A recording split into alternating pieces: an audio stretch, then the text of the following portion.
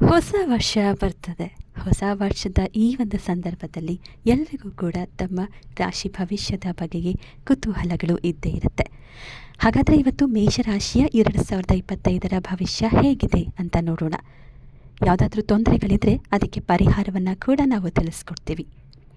ಮೊದಲನೇದಾಗಿ ಮೇಷರಾಶಿ 2025ರ ಭವಿಷ್ಯ ಹೇಗಿದೆ? ಮಾರ್ಚ್ ತಿಂಗಳಿನಿಂದ ನಿಮಗೆ ಸಾಡೆ ಸಾತ್ ಆರಂಭ ಆಗ್ತಾ ಇದೆ. ಯಾಕಂದರೆ ಈಗಾಗಲೇ ಶನಿ ಮಹಾತ್ಮ ಮಕರ ರಾಶಿಯಿಂದ ಕುಂಭ ರಾಶಿಯ ಕೊನೆಯ ಹಂತಕ್ಕೆ ಬಂದು ತನ್ನ ಚಲನೆಯನ್ನು ಶುರು ಮಾಡಿರೋದ್ರ ಜೊತೆಗೆ ಮೀನರಾಶಿ 2.5 ವರ್ಷವನ್ನು ಮುಗಿಸಿ ಮಾರ್ಚ್ ತಿಂಗಳಲ್ಲಿ ಮೇಷರಾಶಿಗೆ ಬಂದು ಕೂರ್ತಾರೆ. ಮೊದಲನೇ ಹಂತದಲ್ಲಿ 12ನೇ ಮನೆಯಲ್ಲಿರ್ತಾರೆ. ಇದರಿಂದಾಗಿ ಸಾಕಷ್ಟು ತೊಂದರೆಗಳು ಕೂಡ ನೀವು ಅನುಭವಿಸಬೇಕಾಗತ್ತೆ. ಖರ್ಚು ವಿಪರೀತ ಆಗುತ್ತೆ. ಬಂಧುಗಳ ಜೊತೆಗೆ ನಿಷ್ಠುರ ಆಗುವಂತಹ ಸಾಧ್ಯತೆ ಕೂಡ ಇರುತ್ತೆ. ಜೊತೆಗೆ ನಿಮ್ಮನ್ನು ಕಾಲು ನೋವು ಬಾಧಿಸುತ್ತೆ. ಕಾಲು ನೋವು ಯಾಕೆ ಬಾಧಿಸುತ್ತೆ ಅಂದರೆ 12ನೇ ಮನೆ, ಅದನ್ನು ನಾವು ಪಾದ ಅಂತ ಕರಿತೀವಿ. ಪಾದ ಉಳುಕೋದು, ವಾಹನ ಅಪಘಾತದಲ್ಲಿ ಕಾಲು ಪೆಟ್ಟಾಗುವಂಥದ್ದು ಸಂಭವಿಸುತ್ತೆ. ಇನ್ನು ನಿಮ್ಮ ದಶಾಭುಕ್ತಿ ಏನಾದರೂ ಚೆನ್ನಾಗಿದ್ದಿದೆ ಆದರೆ ಸಣ್ಣದರಲ್ಲೇ ಈ ಒಂದು ಅಪಘಾತದ ಪರಿಣಾಮ ಮುಗಿಯುತ್ತೆ. ಸ್ವಲ್ಪ ದಿನ ನೀವು ಕುಂಟಬೇಕಾದಂಥ ಪರಿಸ್ಥಿತಿ ಬರುತ್ತೆ. ಯಾಕೆಂದರೆ ಶನಿ ಮಹಾತ್ಮ ಕುಂಟೋದ್ರಿಂದ ಕೆಲಸದಲ್ಲಿ ಒಂದಷ್ಟು ಬದಲಾವಣೆ ಕೂಡ ಆಗುತ್ತೆ.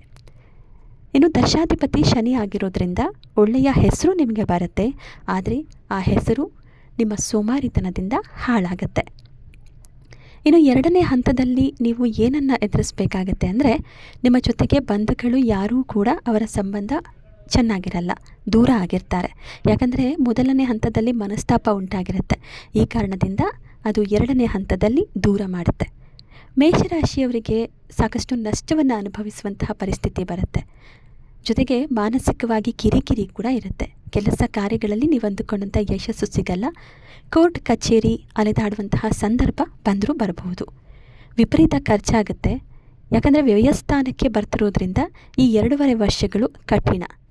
ಯಾರಿಗೂ ಕೂಡ ಶ್ಯೂರಿಟಿ ಹಾಕೋದಕ್ಕೆ ಹೋಗಬೇಡಿ.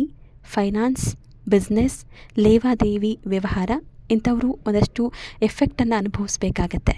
ಆರೋಗ್ಯದ ಸಮಸ್ಯೆ ಕೂಡ ಉಂಟಾಗುತ್ತೆ. ಅದರಲ್ಲೂ ಕಣ್ಣಿನ ಸಮಸ್ಯೆ, ಮುಖ್ಯವಾಗಿ ಡಯಾಬಿಟಿಸ್ ರೋಗಿಗಳು ಹುಷಾರಾಗಿರಬೇಕು. ಕಣ್ಣಿನಲ್ಲಿ ನೀರಿನ ಅಂಶ ಕಡಿಮೆಯಾಗುವಂತಹ ಸಾಧ್ಯತೆ ಹೆಚ್ಚಾಗಿದೆ.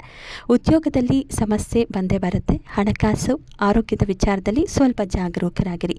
IT ಸೆಕ್ಟರ್ನವರಿಗೆ ಕೆಲಸದಲ್ಲಿ ಒತ್ತಡ ಸ್ವಲ್ಪ ಜಾಸ್ತಿನೇ ಆಗುತ್ತೆ. ಇನ್ನು ಸಾಫ್ಟ್ವೇರ್ ಉದ್ಯಮಿಗಳಿಗೆ ಹಣಕಾಸಿನಲ್ಲಿ ನಷ್ಟವಾಗುತ್ತೆ. ಜನ್ಮ ಜಾತಕದ ಅನ್ವಯ ಎಷ್ಟನೇ ಬಾರಿ ನಿಮಗೆ ಸಾಡೆ ಸಾತ್ ಶುರು ಆಗಿದೆ ಅಂತ ಕೂಡ ಒಮ್ಮೆ ಪರಿಶೀಲನೆ ಮಾಡಿಕೊಳ್ಳಿ. ಇದರಿಂದ ಆಗುವಂತಹ ಪರಿಣಾಮ ಏನು ಅನ್ನೋದನ್ನು ತಿಳ್ಕೊಂಡ್ರೆ ಈಗ ಅದರಿಂದ ಹೊರ ಬರೋದು ಹೇಗೆ, ಪರಿಹಾರ ಏನು ಅನ್ನೋದನ್ನು ನೋಡೋಣ. ಮೊದಲನೇದಾಗಿ ನೀವು ಮಾಡಬೇಕಾಗಿರೋದು ದೇವರ ಮೇಲೆ ನಂಬಿಕೆ. ದೇವರ ಮೇಲೆ ನಂಬಿಕೆ ಇಟ್ಟರೆ ಎಲ್ಲರೂ ಕೂಡ ನಮ್ಮನ್ನು ಕಾಪಾಡ್ತಾರೆ. ಹಾಗೆ ಧ್ಯಾನದ ಮೊರೆ ಹೋಗಿ. ಶನಿ ಮಹಾತ್ಮನಿಗೆ ತುಂಬ ಇಷ್ಟವಾದದ್ದು ಅಂದರೆ ದಾನ ಧರ್ಮ ಮಾಡೋದ್ರಿಂದ ಅದರ ಪರಿಣಾಮ ನಿಮಗೆ ಅಷ್ಟು ಬೀಳಲ್ಲ.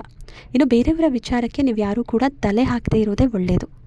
ಮಾರ್ಚ್ 28ಕ್ಕೆ ಸಾಡೆ ಸಾತ್ ನಿಮಗೆ ಶುರು ಆಗುತ್ತೆ.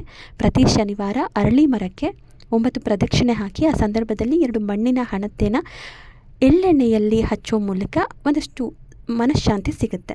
ಇನ್ನು ವಯಸ್ಸಾದವರಿಗೆ ಏನಾದರೂ ಸಹಾಯ ಮಾಡಿ, ಅದರಲ್ಲೂ ವೃದ್ಧಾಶ್ರಮಕ್ಕೆ ನಿಮಗಾದಷ್ಟು ಸಹಾಯ ಮಾಡಿ. ಅವರಿಗೆ ಬೆಡ್ಶೀಟ್ ಬೇಕಾ ಅಥವಾ ಶೂಸ್ ಬೇಕಾ, ಸಾಕ್ಸ್ ಬೇಕಾ, ಆ ರೀತಿಯ ಒಂದು ಸಹಾಯವನ್ನು ನೀವು ಮಾಡಿ.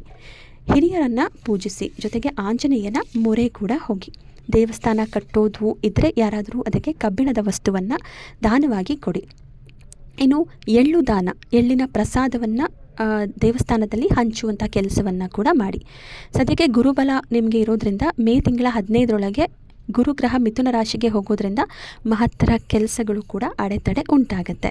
ಇನ್ನು ವಿದ್ಯಾರ್ಥಿಗಳು ಕೂಡ ತೊಂದರೆಯನ್ನು ಅನುಭವಿಸಬೇಕಾಗತ್ತೆ. ಗುರು ದತ್ತಾತ್ರೇಯ ಚರಿತ್ರೆ ಓದಿ, ಆಂಜನೇಯನ ದರ್ಶನ ಮಾಡಿ ಪ್ರತಿ ಶನಿವಾರ. ಇನ್ನು ಶನಿ ಮಹಾತ್ಮನಿಗೆ ಎಳ್ಳೆಣ್ಣೆ ದೀಪವನ್ನು ಹಚ್ಚುವ ಮೂಲಕ ಸಾಡೆ ಸಾತಿಯಿಂದ ಒಂದಷ್ಟು ಪ್ರಯೋಜನವನ್ನು ಪಡೆದುಕೊಳ್ಳಿ. ಇದಿಷ್ಟು ಮೇಷರಾಶಿಯವರ ವರ್ಷ ಭವಿಷ್ಯ ಆಗಿದೆ. ಈ ಒಂದು ವಿಚಾರ ನಿಮಗೆ ಇಷ್ಟ ಆಗಿದೆ ಆದರೆ ಖಂಡಿತವಾಗಲೂ ನಮ್ಮ ವೇದಿಕ್ ಉತ್ತರ ಚಾನಲ್ನ ಸಬ್ಸ್ಕ್ರೈಬ್ ಮಾಡಿ. ಮುಂದಿನ ರಾಶಿಯ ಬಗೆಗೆ ಹೇಳ್ತೀವಿ.